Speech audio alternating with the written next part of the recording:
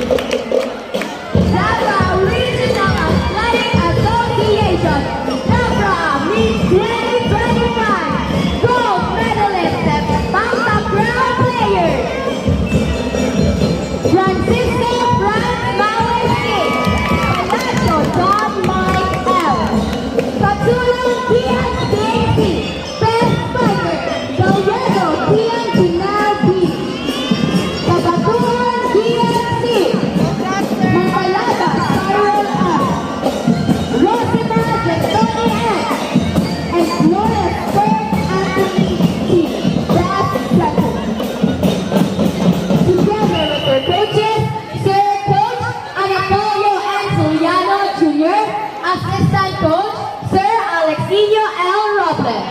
And to give the gold medals and certificates, may I request the MATA Department Head, Ma'am Cleo R. Damo, Head Teacher 3, Sports Coordinator, Sir Lamine M. Ran, and our dear